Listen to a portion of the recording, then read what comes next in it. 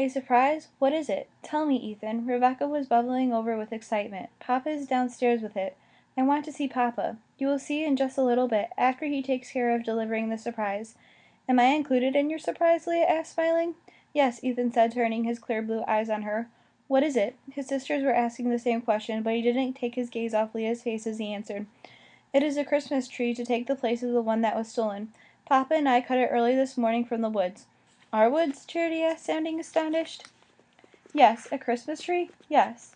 Leah hadn't a clue why Charity was so surprised, nor did she really care. She only knew that gazing into Ethan's eyes were making her heart pound and her pulse race.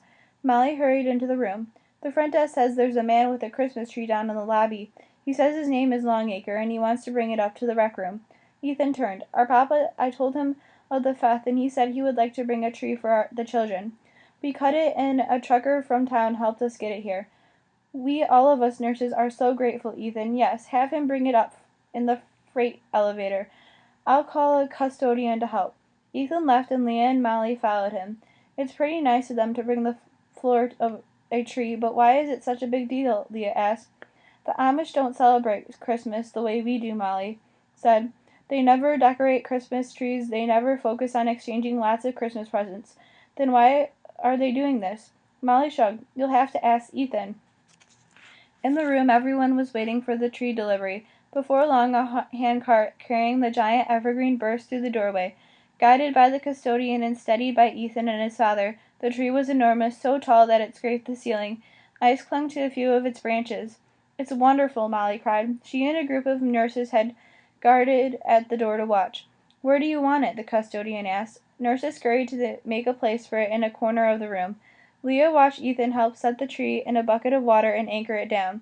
She couldn't take her eyes off him. His forearms balled with exertion, and his shirt stretched taut across his back. In minutes the tree stood securely, and its pungent pine scent filling the room. It did not seem so large in the woods, Ethan, father said. It's perfect. Thank you so much, Mr. Longacre. The kids will love it. Leah heard Molly say, I hope we have enough decorations for it. We'll go ahead with the decorating party after all. She turned to one of the nurses. Call the cafeteria, tell them what's going on, and see if they can rustle up some cookies or some kind of Christmas goodies. The crowd began to break up. Now I'm going to see my daughters, Jacob told his son. Charity had remained in the room with Rebecca. I will come shortly, Papa, Ethan said. When they were alone, Leah walked over to him.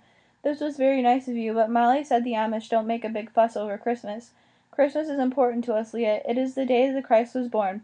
But it's different from you than it is for us. Why did you bring the tree? It is true that our ways are not yours, but Christmas is special for us. In our house we exchange gifts. Not all Amish do, but we do. It is a day of feasting and visiting and being with our family. But we're not in your family. We're English. I told Papa of all the children who can't go home for Christmas Day. I told him how much the Christmas tree means to them. So this is just an act of Christian charity? Leah wasn't sure how she felt about that. It is kindness, yes, but it is also a way of bringing you a little of my farm and home. The woods are very beautiful, and the trees have stood there many years. I wish you could see them. Leah had hardly begun to grasp Ethan's deep love for the earth and living things. She understood that giving up the tree had not been done lightly. I wish I could see them too. She bent several needles of the tree and released more of the heavy pine aroma. But I guess this is the only way I'll ever go there. He didn't say anything, and she felt her heart sink a little. The worlds were far apart, and there was nothing she could do to bridge the gap. He was Amish, she was English. Did you hear that Rebecca's fever broke this morning? It did? That's wonderful. I will go see her right away. Halfway to the door he asked, Are you coming with me? Not now. I'll let all of you visit together for a while, but it's your room too. But not my family, she thought. Go on, I'll come later. Suddenly she panicked at the thought of his leaving without her seeing him again. Will you stay for the party tonight? Papa wants us to go right home. There are chores to do, work that can't wait. And tomorrow is Sunday, the Sabbath. That is a day for rest and for church and family. Charity and I will both leave. He let his sentence trail off. But this is probably not interesting to you. Forgive me. Everything about him was interesting to her. I'll miss you, all of you, when you leave for good. And I shall miss you, Leah. The sound of her name on his lips made her heart flutter. But you'll be back on Monday? Is that important to you? She told him about her biopsy. I think it would be easier if I knew someone was going to be with me when I wake up from the anesthesia. It's no big deal, just a nice thing to know. A wry smile turned up the corner of Ethan's mouth. I think, Leah Lewis Hall, that you are not so brave as you sometimes pretend. Leah squared her chin. I'm used to being alone. I just thought, forget it. I don't want you to put yourself out or anything.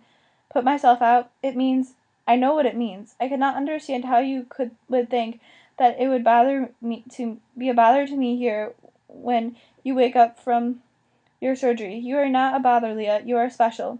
The way he said the word special, the way he was looking at her, made her want to throw herself into his arms. That's nice of you to say. I did not say it to be nice. I said it because it is true. And you don't lie. He grinned. You know me well. She returned a smile. You better go visit with Rebecca before your father comes looking for you. Don't stay away too long, he said as he left the room. She stood for a long time looking at the space where he had stood, wishing with all her heart that things could be different. That this Christmas she could ask for and receive the gift of Ethan in her life long after the holiday was over. Leah killed as much time as she could before returning to her room. At the door she paused and peered inside to see Ethan, his sister, and their father clustered around Rebecca's bed. The little girl was sitting up and chattering excitedly. Charity saw Leah in the doorway and hurried over and took her arm. Guess what, Leah? Papa has given his permission for Ethan and me to stay for the party tonight. Isn't that wonderful?